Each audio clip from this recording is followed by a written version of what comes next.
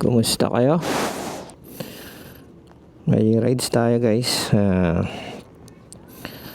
Punta lang tayo sa malapit. Ikot ng konti.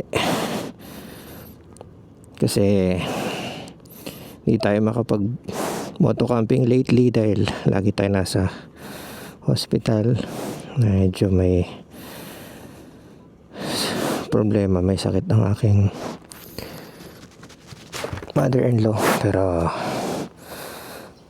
dahil matagal kami sa hospital, so guys, sisingit lang natin tong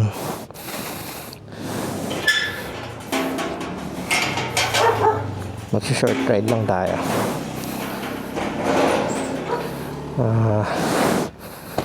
Vlog lang natin tong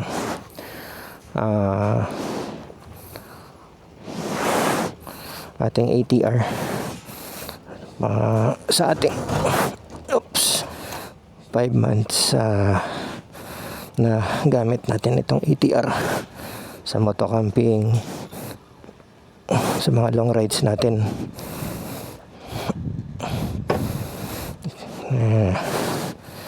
Kikwento ko lang kung may naging issue ba o ano mga naging problema natin. So yan, samahan nyo ako guys. Yeah. Ito lang tayo sa malapit. Hindi tayo masyadong mapapalayo. So let's see. Wala pa tayong plano kung saan tayo maglulup. Basta malapit lang.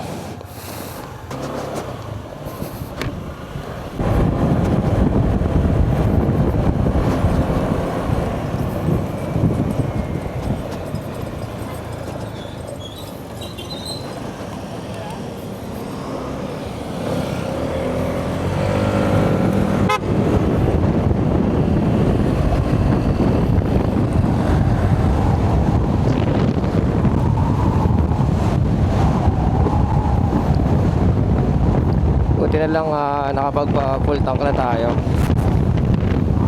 So kanina nagpa-full tank na ako para hindi na abala, hindi na makakapag-consume ng oras natin. At ngayon, first time natin gagamitin itong DJI mic. Itong DJI mic mini, sana okay, nakakonect sa ating DJI Action 4. Wireless connection. So I don't know kung kumusta yung audio. Dasma Gen 3, tapos diretso tayo ng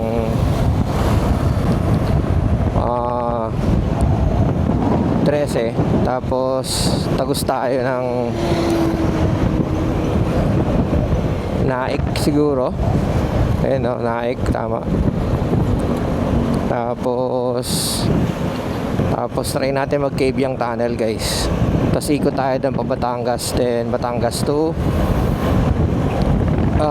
Tagaytay, then Bacoor.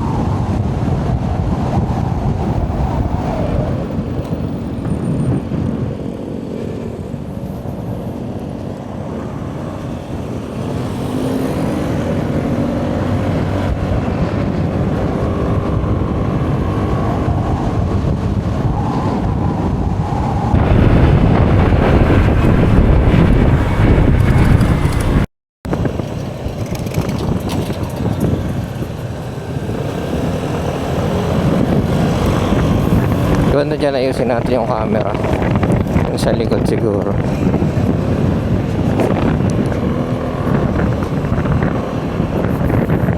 Dito ako nagbabike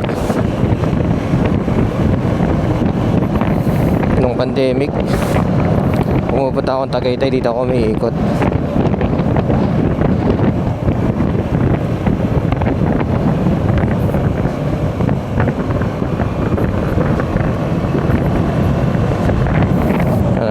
medyo malilim na pwesto. Uy.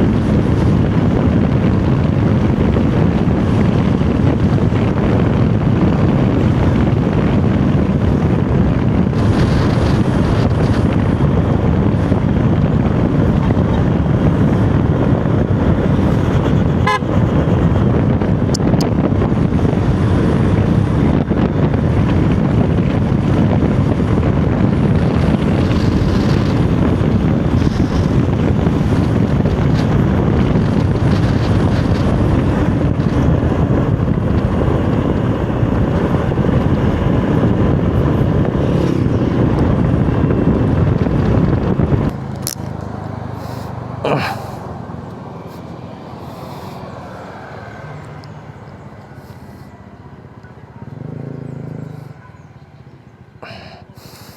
guys, dito na tayo sa ano na nga ba lugar to? Ilagay ka na lang dyan sa screen, nakikita nyo. Bakit na tayo? Then sa dulo nito is yung Cabiang Tunnel, tawid ng Nasugbu, Batangas. So time check is 4:56. So medyo late na, so kailangan siguro magmadali na tayo. Hindi ko alam kung makakadiretso pa tayo ng Tagaytay. But let's see.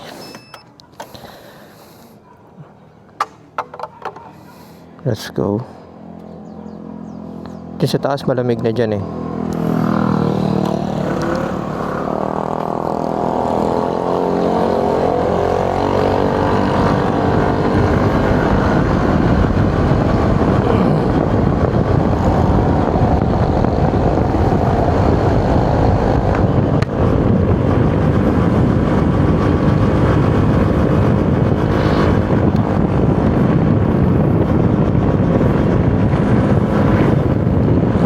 Hindi na tayo magpa-power mode. Okay na siguro yan.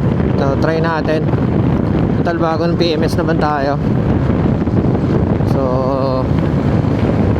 then makikita natin, then discuss natin. Discuss ko sa inyo, kwento ko sa inyo, share ko sa inyo yung experiences ko dito sa ATR. Hanap tayo ng magandang pwesto. Ganda no? Pataas lahat to. Tapos dun sa dulo, pababa. Ganda na mga coffee shop dito. Kasi dami kasing mamasyal dito eh. Oh, dami.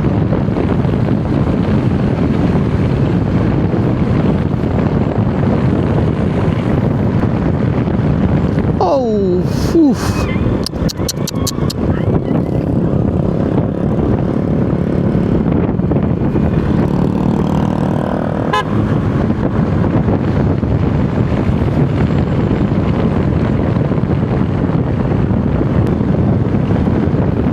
Wawa naman yung tuta.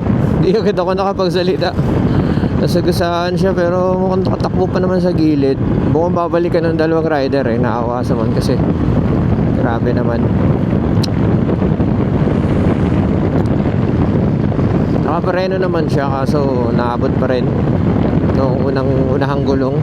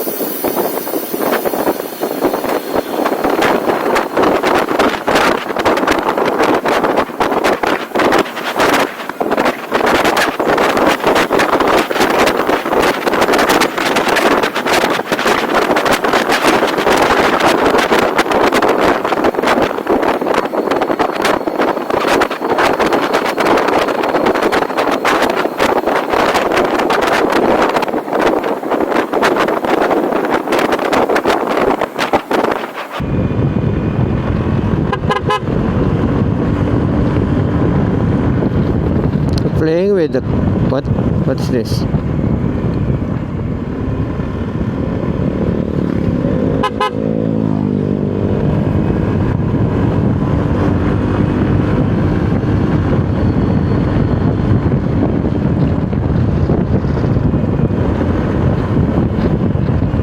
Doon na tayong mga ilog dyan.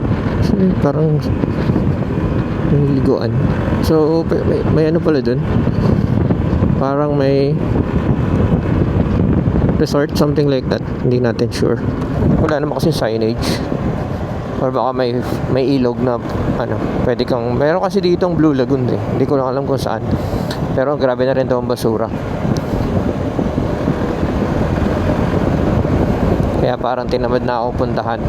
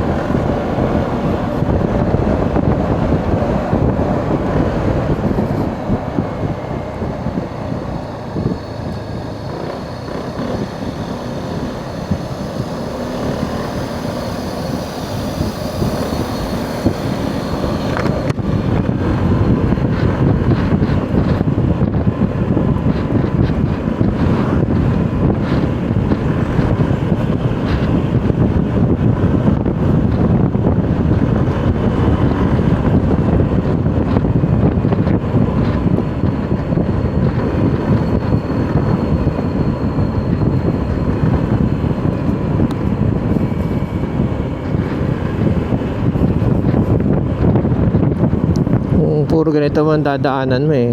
Kahit may summer, may lilim kasi nga puro puno.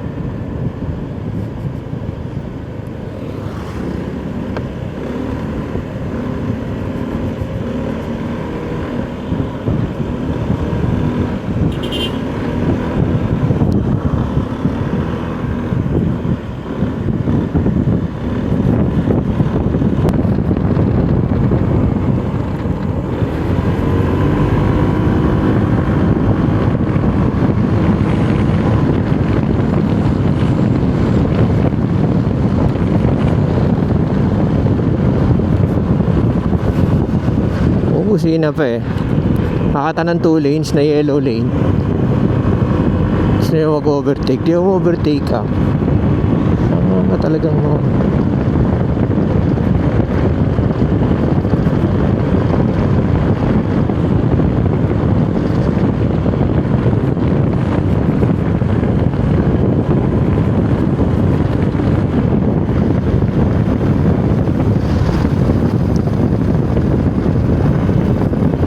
Siya lang yung tao sa mundo eh. Parang siya lang yung nagmamadali.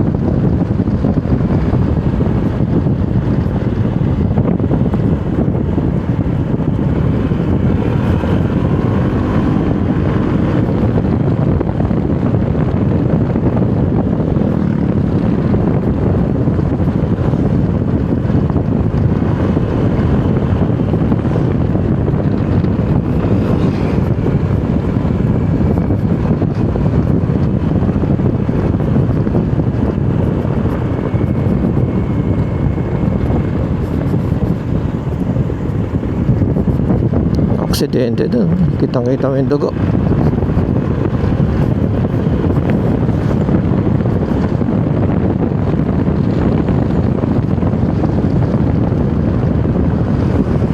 Yan, 1 lane, Gaten lane.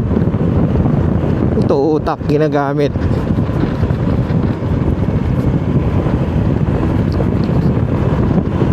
Utak.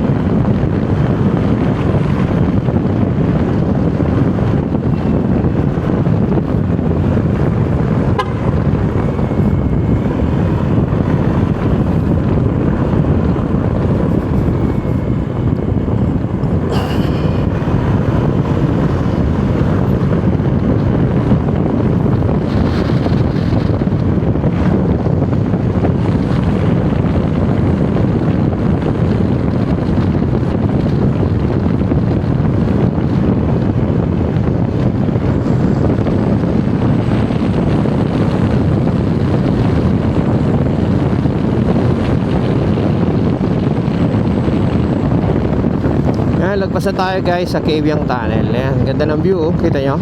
Diba? So ano tayo na mapepestohan natin. Tapos syempre B-roll natin ang ating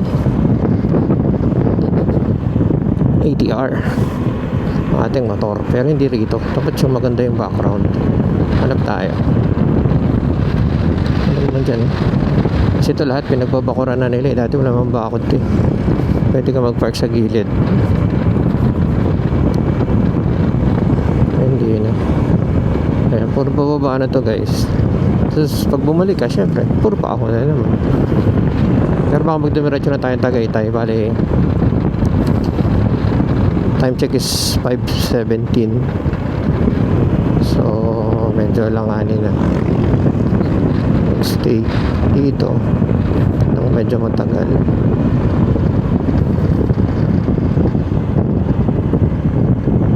Ngayon dati kakahinto ko pa rito. Ngayon hindi na kasi nilagyan na ng mga resort parking. Yan, kasi kita mo dati yan. Kita mo yung dagat dyan eh. Magana. Wala na. Ngayon puro resort na yan.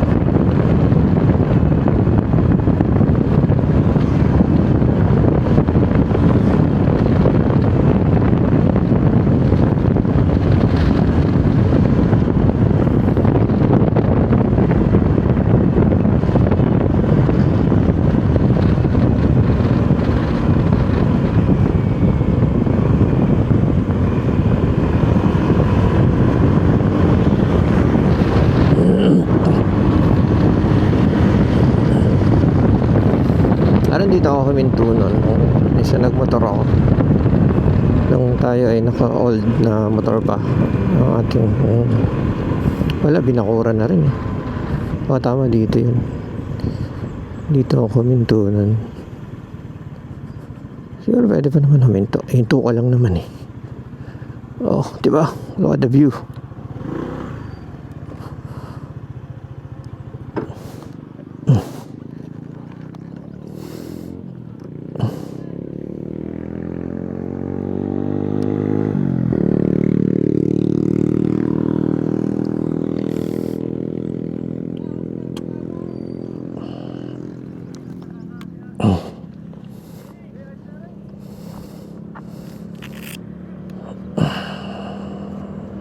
Tama, dito nga ako minto nun. That time kasi di pa ako nagbablog. Talagang tamang motor lang. Iikot. Nabuboard, ikot.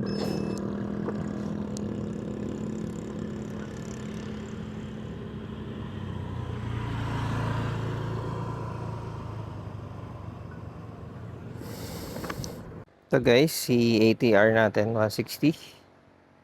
As I said, 5 months na natin siyang ginagamit. And already 5,000 kilometers. Gagaling lang natin sa PMS. So, smooth na smooth pa rin naman ang takbo niya. Wala pa rin naman ako naging issue o naging problema. And maliban lang dito, yan. Sira na yung isa niya. Yan, medyo namali kasi ako naipit ko or nasipa ko ng mapalakas ata. Parang gano'n, hindi ko napansin. Basta ano ko na lang na lumuwag siya. Natanggal pala yung nasa loob na bearing.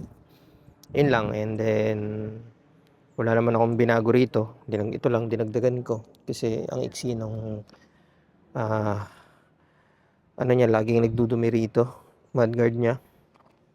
Tapos ito lang naman, pinalitan ko. Hindi na yun yung stock. And then ito, dinagdagan ko siya nito. Face enhancer. Tapos nilagyan ko nito. Ito lang naman, magkano lang naman to mga to. Pero pagdating sa engine, tapos yung horn niya, yung busina, pinalitan ko na rin siya. And ano pa ba? What more? Wala na, yun lang. Lahat to stock na. Pati yung muffler niya, stock yan. Hindi naman na tayo nagpalit dyan. Tayo ko rin naman ng maingay na motor. Gusto ko tahimik lang. Ayun. And sasagutin ko rin yung mga tanong kung bakit ATR yung pinili ko. At bakit hindi ADB. Hindi ADB ng Honda kasi ang dami nang meron. And mas nagustuhan ko yung specs nito. Kasi meron siyang phone mirroring. Pwede mo connect yung phone mo dyan. Pwede ka nandiyan mag-maps. Although bihira ko siyang gamitin. Tapos meron siyang power mode na nagagamit ko rin pag long ride. Tulad yan, umuwi ako ng Bicol. Nagkakamoto camping ako, yan ang gamit natin. So pag medyo mahirap yung daan, ginagamit ko siya. Tapos, ayun, yung safety features naman yung TCS, yung ABS is working well naman. Okay naman siya. Brakes is okay din. Basta para sa akin, sulit ang ATR 160. So, wala akong negative comment sa kanya. So, yun lang guys. Yan, ang QJ motor kasi guys is ito yung gumagawa ng makina ng Harley Davidson, QJ motor. At doon naman sa nagtatanong bakit hindi ako gumawa ng 400cc or big bike kasi una-una wala tayong budget para doon. Pangalawa, hindi naman ako dumadaan ng expressway. Kahit kotse gamit ko, kahit 4 wheels. Basta hindi ako dumadaan ng hindi ako dumadaan madalas ng expressway. So, yun. So, let's go guys. Kailangan na siguro umuwi dahil abutin tayo ng gabi. Sige, ingat ka rin, check.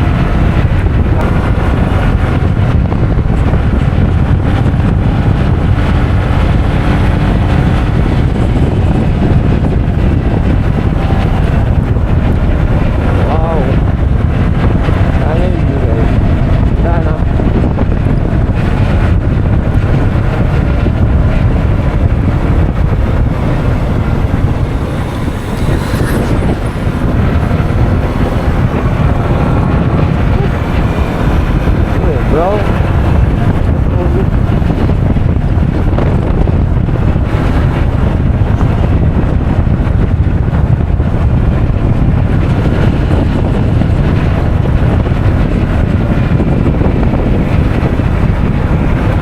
Dito rin guys yung ano, daan papuntang dito dito. Daan tayo lang.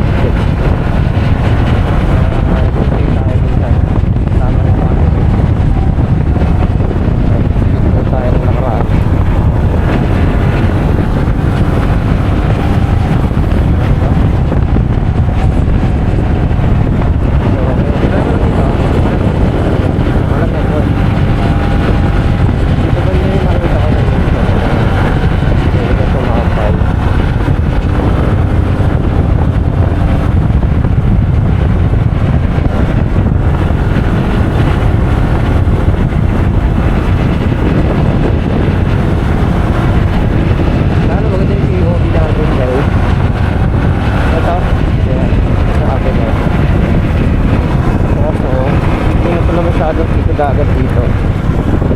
Oh, kita. Oh, shush. Oh my goodness.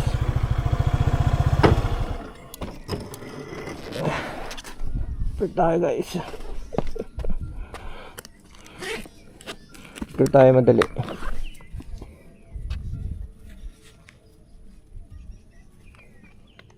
Ayan, video natin. Oh, ganda guys ha. Nakita niyo yan. Ayan.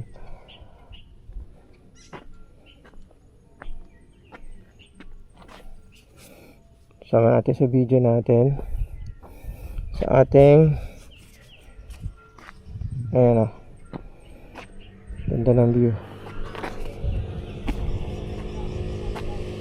Tira natin.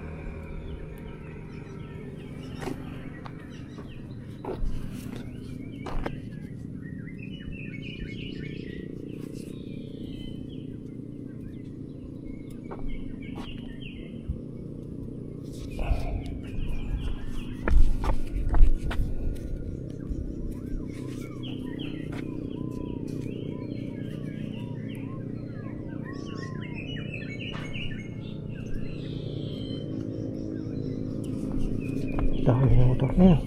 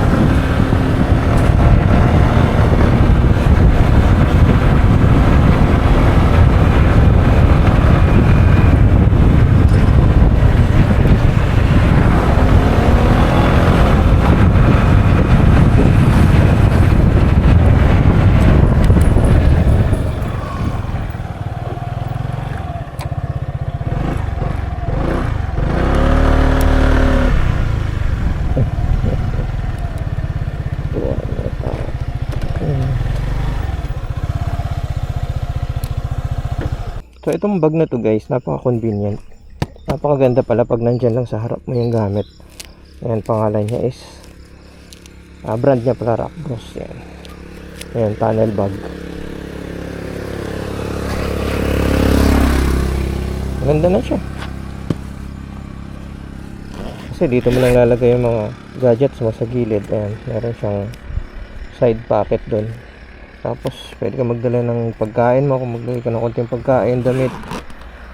Tapos pag mapagas ka naman, pwede mo siyang angatin pag ganun ka side lang siya. Ayan. Ayan, pwede ka na magpagas. Tapos may tali naman siya nandun sa loob ng ano mo. Diba? Ganda. Kita nyo ba? So ito, nabili ko to sa Shopee. Ayan. Andyan na yung link guys ha. Click nyo lang guys yung link nya. Tapos so balik na tayo. Ayan, shoutout ulit kay John B ha, dun sa sponsor ng ating jersey. Thank you John B, thank you bro. Ayan, sasama natin siya sa Amaya. Ito, ganda ng jersey na sponsor niya sa atin. Bali tayo na nagpadala lang siya ng pera. So let's go. Uwi na tayo kasi punta pa kami ng Manila. Punta pa kami ng hospital. So let's go guys.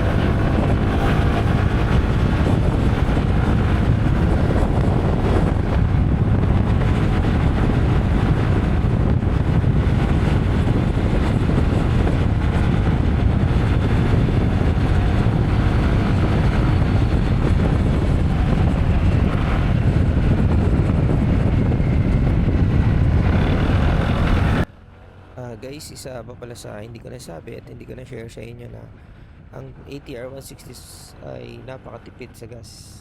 Di naman super tipid pero matipid siya. Kumpara dun sa dati kong motor na Birchman 125 na matipid siya pag umuwi ako ng Bicol, nasa ang balikan niya is round trip niya is 1,200.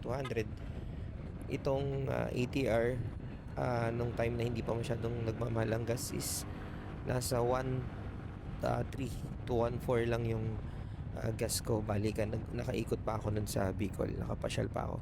Yun lang guys, salamat. Pauwi tayong Bicol next week, so then try ulit natin i-share ang consumption ang gas consumption. So guys, salamat. Like and share my video. Patuloy nyo sana suportahan ang video ko. At yun, magsama-sama ulit tayo at patuloy ulit ako mag-upload ng mga bagong video ng moto camping natin. Salamat guys. Hope to see you on my next one. Peace.